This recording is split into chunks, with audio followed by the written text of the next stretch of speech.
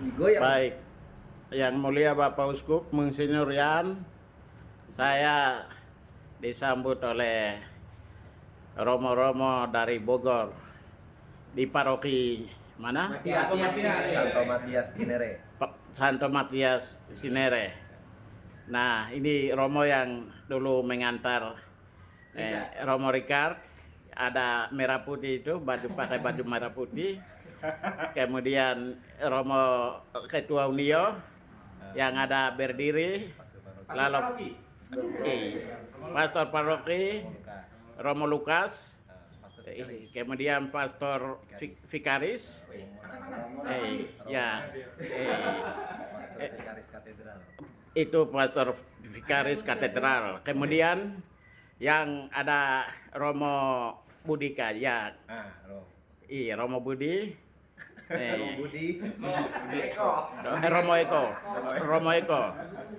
Romo Eko, lalu yang baju merah yang duduk ini Romo Heri dan Romo Guntur. Ya, persis. Ya, selamat. Ya. Salam Monsinyur. Salam dari semua para romo dari Bogor untuk Bapak Uskup. Sehat walafiat selalu.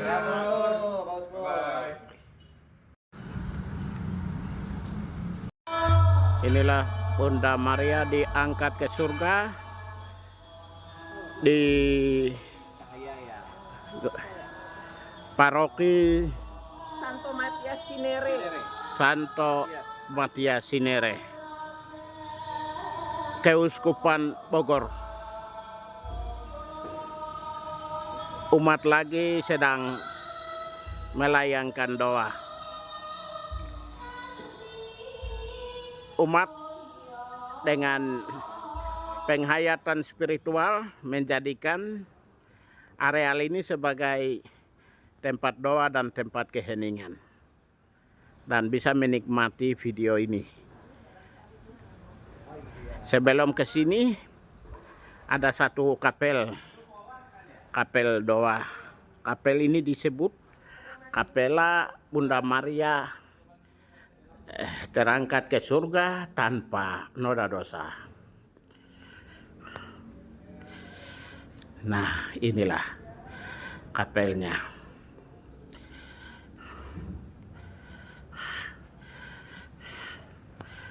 Ini kapelnya, lalu di sana pastoran. Ini areal pastoran. Sedangkan di sana ada lonceng gereja dengan atap yang kelihatan itu adalah gereja paroki Santo Matias.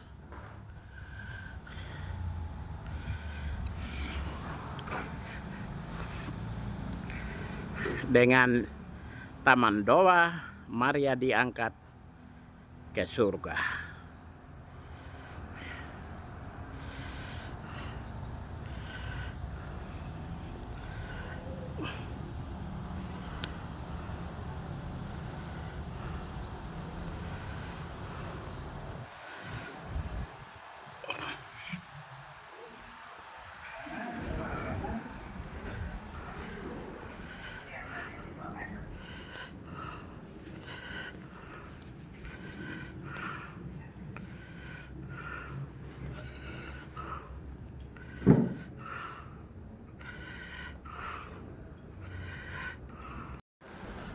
Nah, ini yang tadi Goa Maria paroki Santo Matias yang tadi saya jelaskan. Sedangkan yang di sana Kapela Santa Maria terangkat ke surga tanpa noda dosa. Kemudian sekarang kita melihat Taman Jalan Salib yang umat dengan penghayatan spiritual mereka atur sedemikian rupa. Saya diantar oleh Romo Guntur, Romo muda yang penuh energik, spiritual, dan Romo sudah selesai kitab suci di Roma, Gregoriana. Sekarang jadi sosius Tau Rohani Bogor di Bandung. Dia mengantar saya Dia menjadi sahabat saya. Nah, sekarang bagaimana kita melihat pengayatan spiritualitas umat paroki di sini mengungkapkan melalui taman yang mereka buat. Inilah Taman Jalan Salib. Bisa Romo menjelaskannya.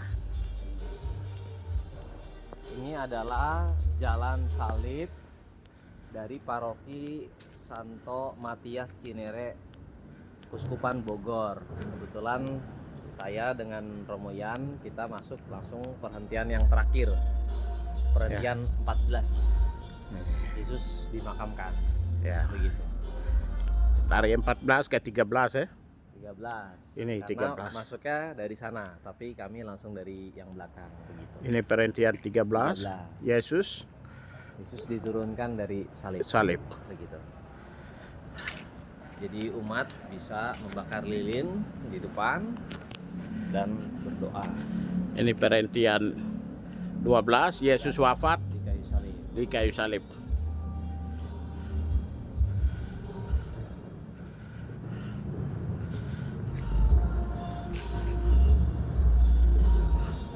Ini ada gedung serbaguna Ini gedung serbaguna. untuk pertemuan-pertemuan dengan umat dan OMK.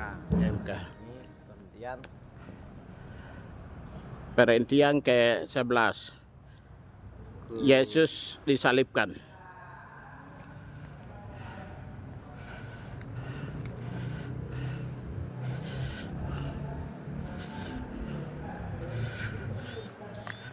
Perhentian ke 10.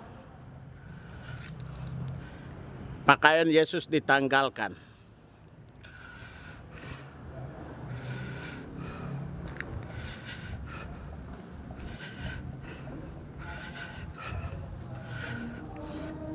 Perhentian ke-9. Yesus jatuh untuk ketiga kalinya di bawah salib.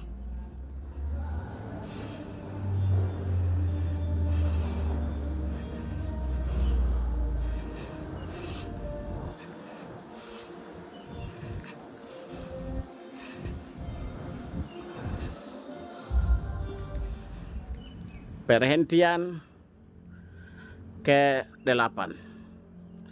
Yesus menghibur perempuan-perempuan yang menangisinya.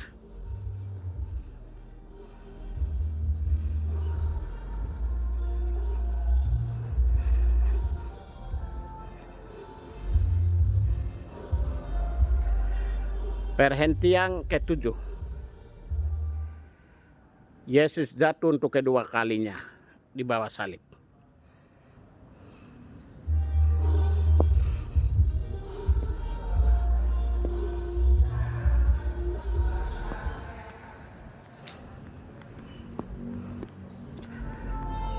Perhentian ke-6. Wajah Yesus diusapi oleh Veronica.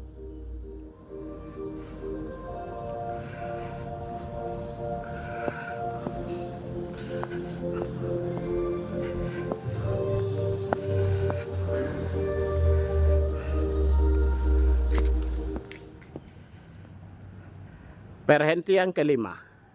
Yesus ditolong Simon dari Kirene.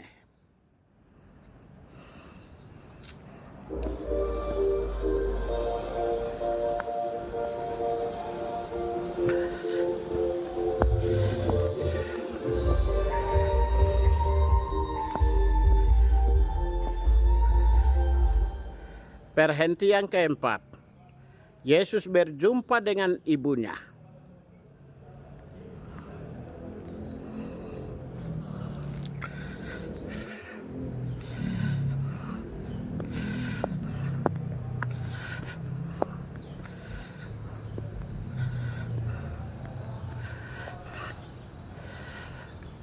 Perhentian ketiga. Yesus jatuh untuk pertama kalinya.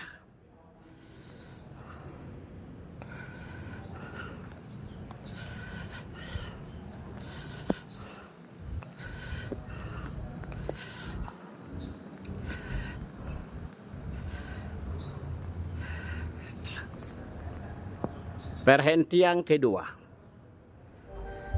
Yesus memanggul salib.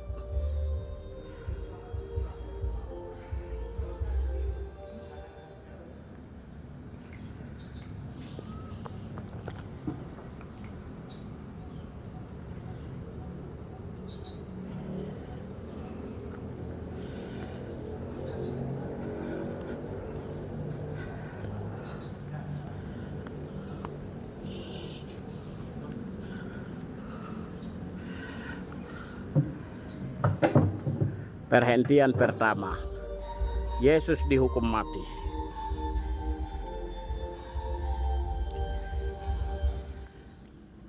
Lalu menuju jalan ini tersambung ke ruang kapela doa, kapela Santa Maria terangkat tanpa noda dosa.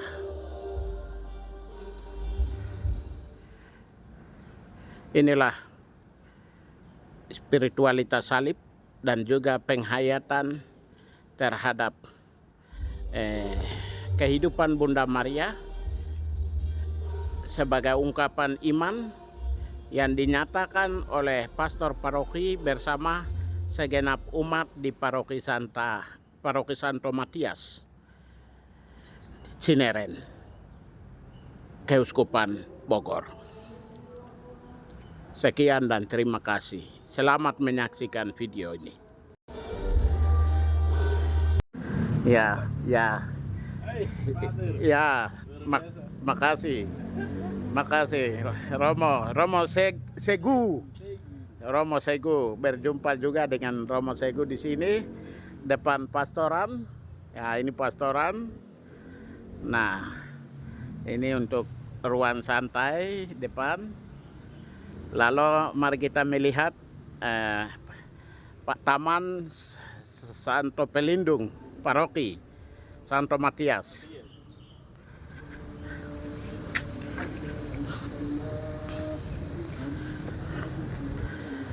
Nah, ini Romo Guntur, sahabatku yang menemani saya. Nah, inilah Taman Santo Pelindung Paroki Santo Matias.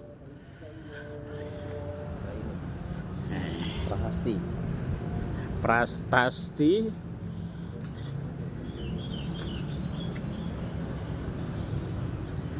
Pelindung Paroki. Ia terpilih untuk melayani sesuai Kisah Para Rasul pasal 2 ayat 25 sampai 26. Diresmikan pada hari Minggu tanggal 26 Januari 2014 oleh Uskup Bogor, Monsinyur Mikael Kosmas Angkor OFM, Monsinyur yang pernah bertugas di Wamena, yang juga pernah menjadi anggota Dewan Perwakilan Rakyat. Nah, ini tamannya, pelindungnya, pastoran. Nah, di sana itu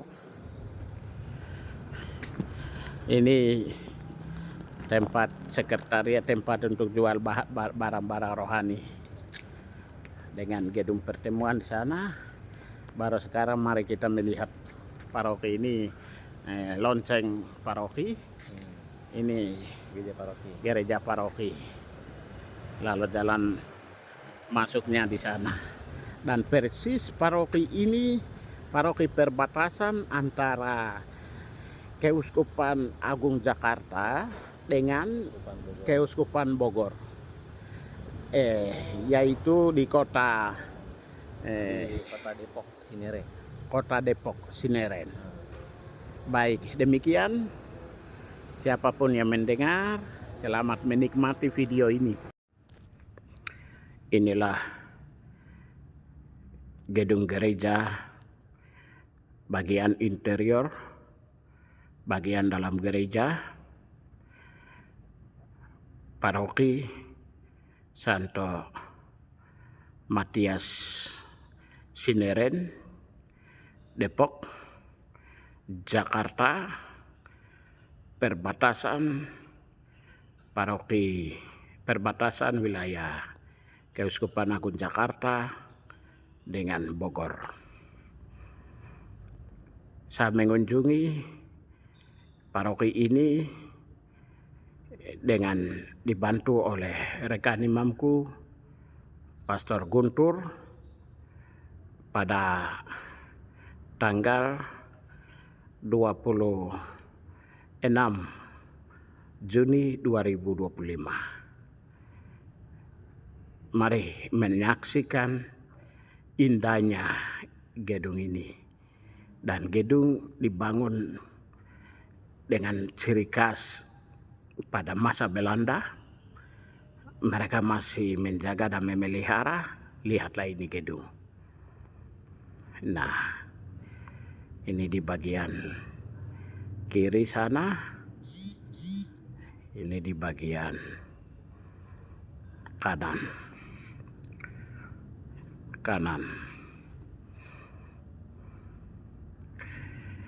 Lalu kacanya,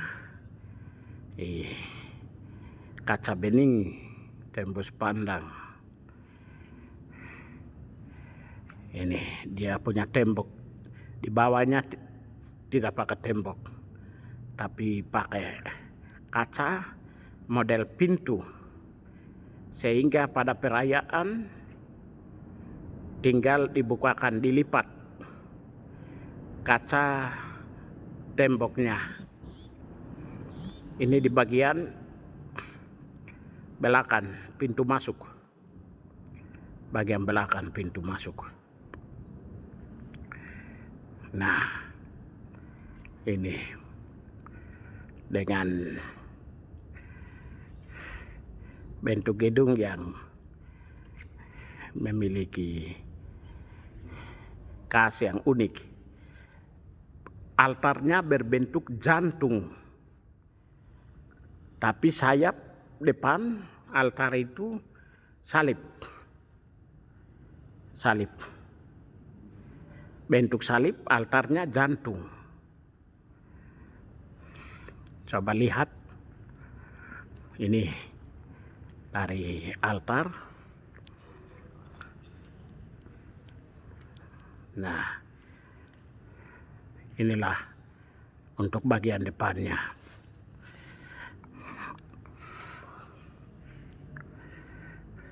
Ini bagian salib sayap kanan.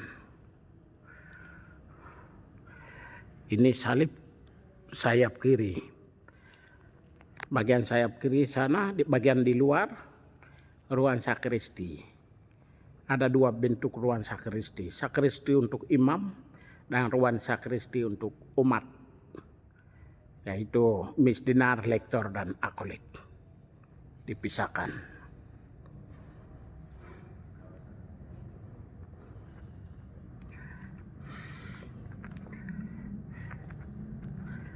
Ini bentuk depan altar dan salib.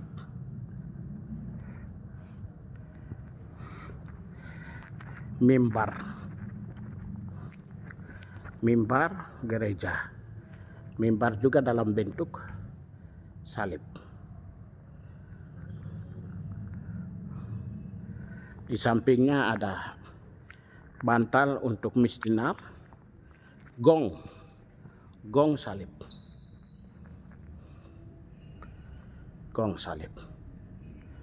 Lalu depannya salib, patung Yesus Kristus. Mari kita melihat untuk di depan sana.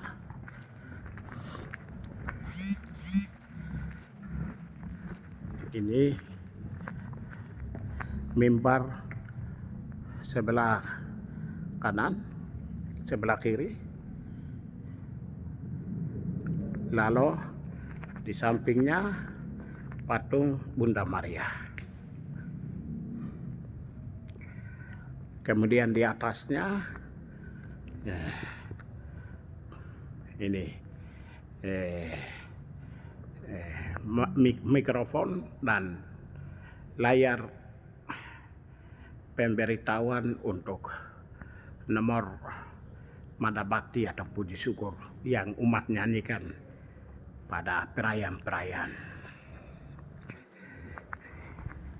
Ini bentuk kaca untuk tembok, semua seperti ini. Semuanya boleh dilipat. Semuanya lipat. Bentuknya seperti ini.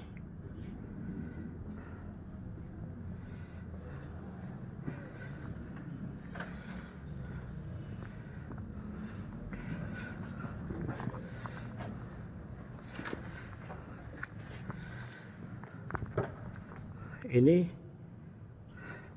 coba lihat di luar juga demikian. Umat bisa boleh di luar sebab ini tinggal dilipat dan umat tinggal keluar.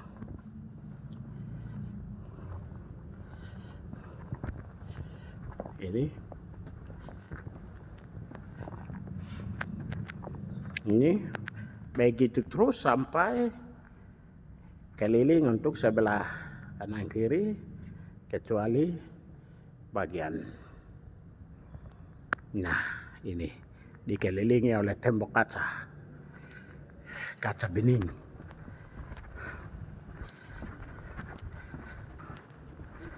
Bagian belakang kita lihat ini tempat air berkat di depan pintu, umat mau masuk,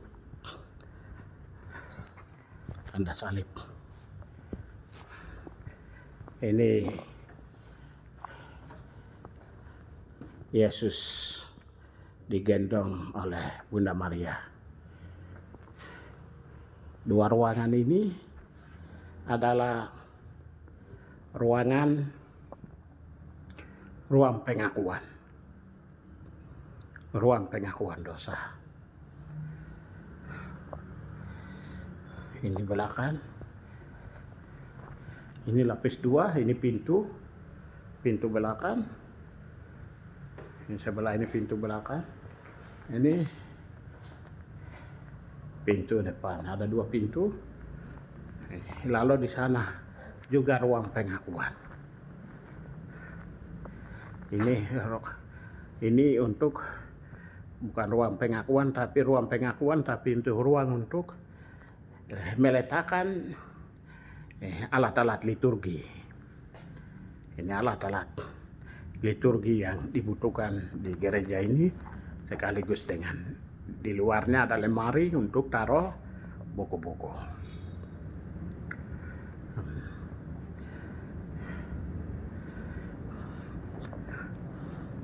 Inilah gereja yang sangat menarik.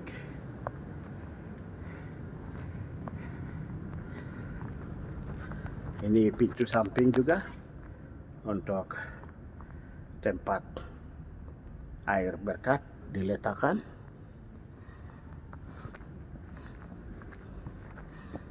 Sedangkan model lampu balon besar digantungkan dari plafon. Ini model lampu balon.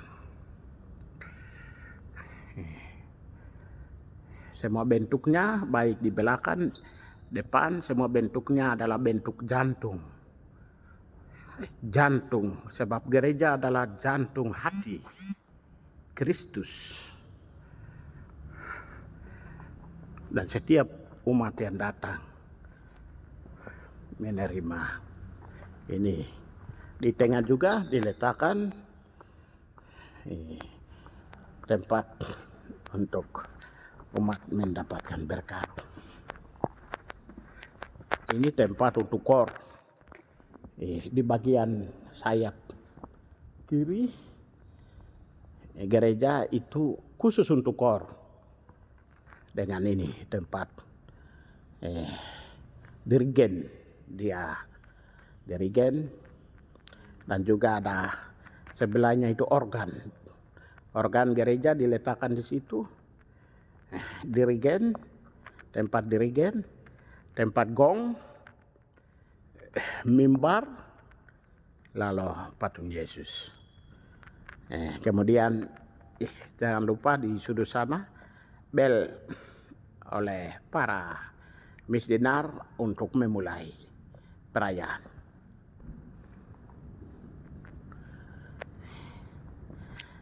Saya sangat terkesan dengan bentuk ini, sebab bentuk ini salib Kristus, tetapi di dalamnya jantung gereja. Jantung, bentuk gereja, bentuk jantung, sebab gereja sebagai jantung hati Kristus, di mana di altar sebagai simbol Golgota, Yesus mengorbankan diri. Dan disitulah Yesus selalu mengorbankan diri melalui setiap perayaan yang dipimpin oleh seorang imam. Sekian dan terima kasih. Umat Allah yang terkasih, desain gambar yang dinyatakan dalam bentuk gedung gereja di bagian altar ini mengandung arti rohani dan spiritual. Di depan altar ada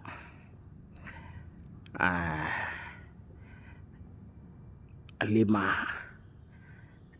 salib Kristus di tengah, lalu ada 5 gambar menunjukkan 5 kaca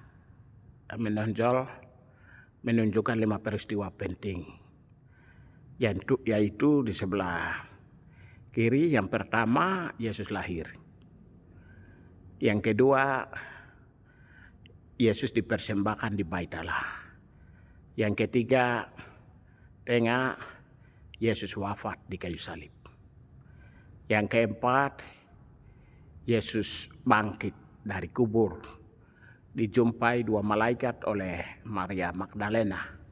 Lalu yang kelima adalah Yesus naik ke surga, disaksikan oleh 12 rasulnya. Lalu kayu ini semua dari kayu jati. Semua dari kayu jati. Lalu bentuk jantung ini sekaligus berbentuk segitiga, melambangkan Trinitas. Melambangkan Trinitas. Dengan altar 4. Lantai 1, 2, 3, 4. Melambangkan 4. Sebagai simbol keutuhan antara timur, barat, utara, dan selatan. Di depan ada mimbar, sebelah menyebelah. Di bawah mimbar disediakan lonceng misdinar. Altar sebelah menyebelah ada tempat lilin dinyalakan. Di bagian belakang kursi untuk presiden liturgi dan juga para imam yang mendampinginya. Lalu ada mikrofon.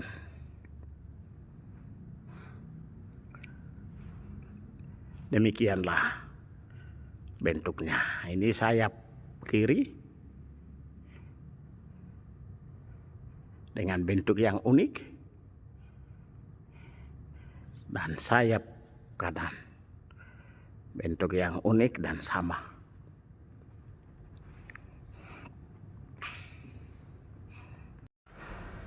Umat Allah terkasih, tadi saya mengambil gambar dari dalam.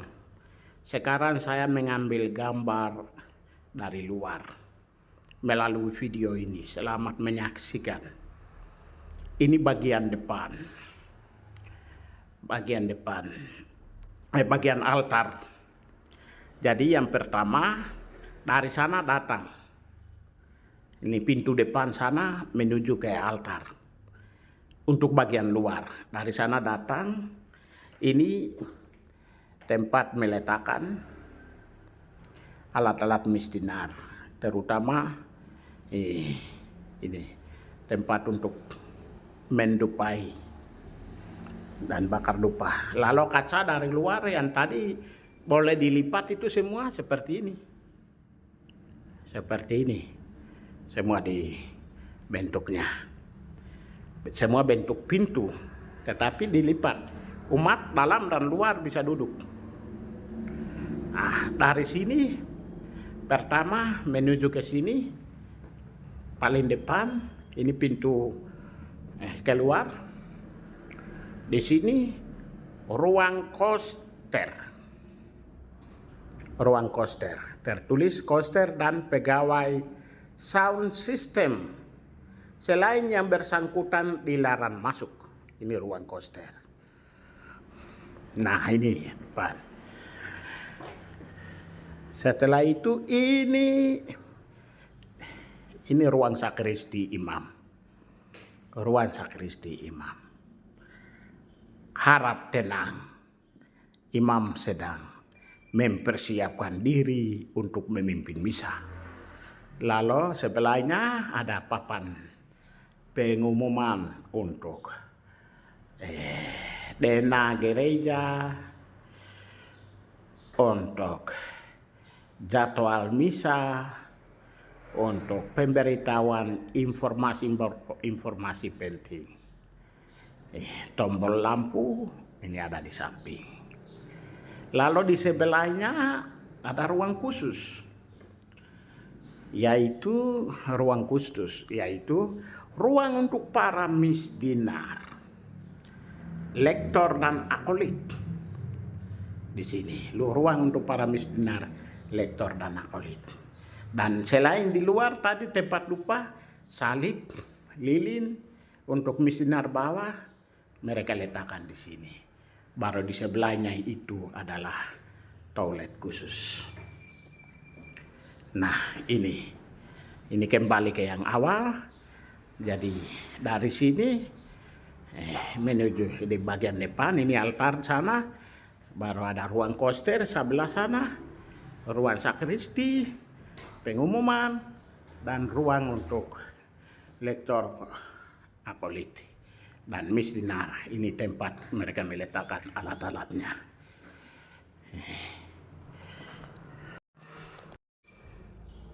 Dari altar bagian luar gereja masuk ke dalam.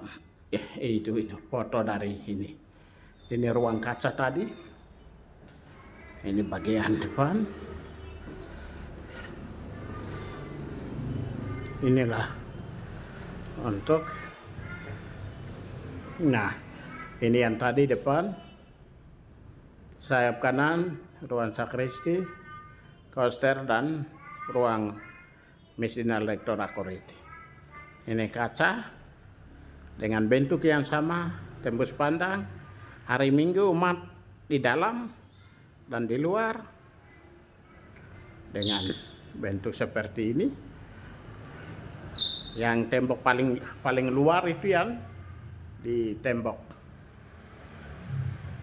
luar antara dalam gedung dan di luar gedung. Tapi di situ ada pintu keluar samping. Nah, ini dari sini, dari lorong sini menuju ke itu bentuk salib sayap kiri. Nah, sekarang keluar ke arah depan. Ini kursi-kursi di samping. Di atasnya itu ada kipas angin, di luar itu tembok. Kemudian di atas layar untuk umat mengikuti lewat perayaan dari dalam lewat layar ini. Ini pintu untuk keluar. Pintu keluar. Ini dari luar. Pintu keluar. Nah, dari ini layar lurus baru kanan. Ini pintu keluar. Ini di luar sana. Di luar sana pintu keluar. Ini sayap kanan dengan ini. Baru ini depan. Sekarang depan. Jadi kita putar. Ini pintu samping kiri keluar, di luar pintu luar. Baru ini tembok, kursi-kursi, baru depan dari sini. Ini di sini ada layar lagi untuk umat boleh mengikutinya. Nah, ini baru ada teras. Ini pintu depan, pintu gerbang gereja. Di dalamnya tadi ada dua bentuk. Ini teras, teras dengan kaca tembus cahaya. Baru di atasnya, nah ini Roh Kudus turun. Jadi setiap orang yang masuk dari bawah ke tiak Roh Kudus. Nah, ini di bawah naungan Roh Kudus setiap orang masuk dalam gereja dari luar. Ini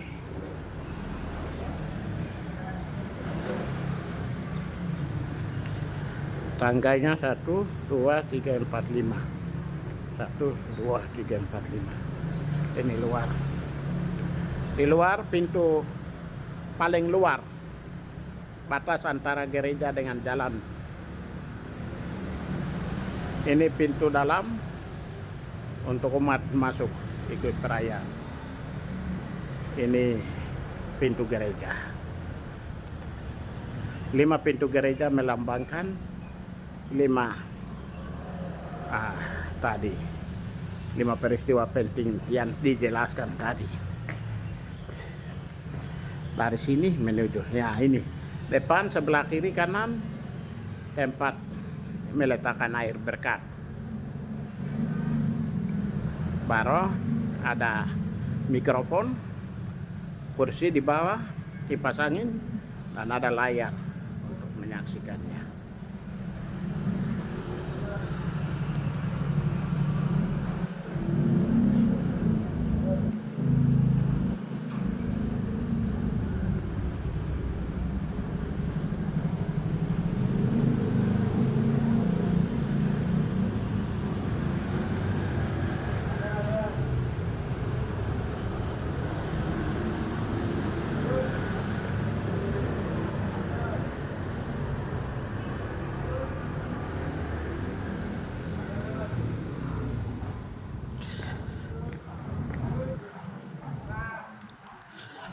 Ini dari luar,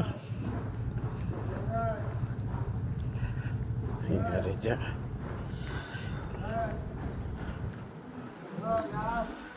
Masuk ke dalam.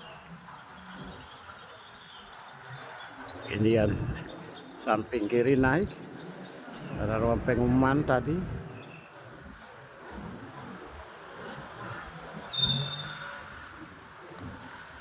Ini pintu dari sayap naik, pintu samping naik.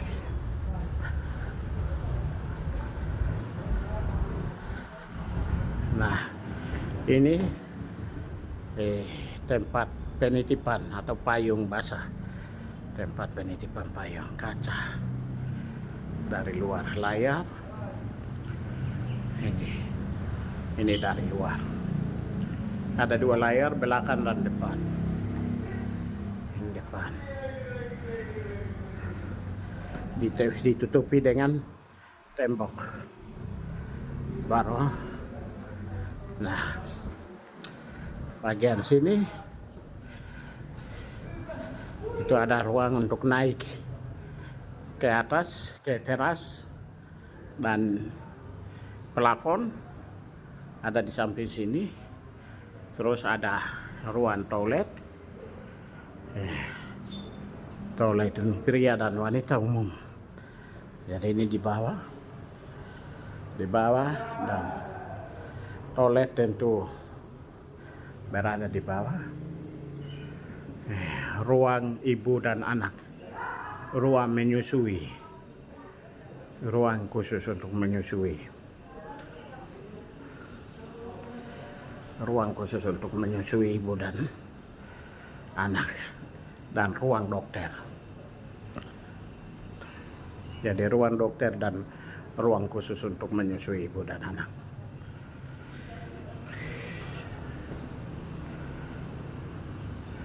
Begitulah kiranya. Jadi ini semua kaca, bentuk kacanya.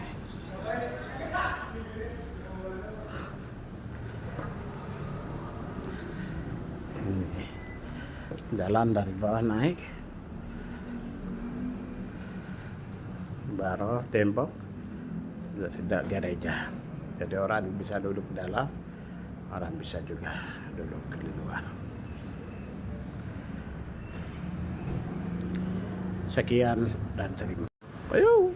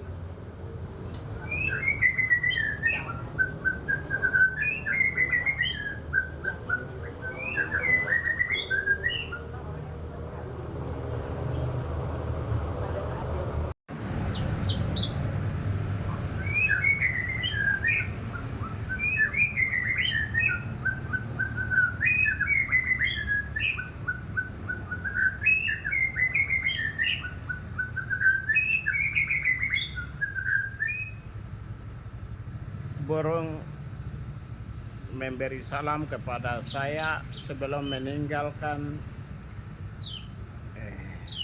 Jakarta, dan matahari sore senja menyinari saya sebagai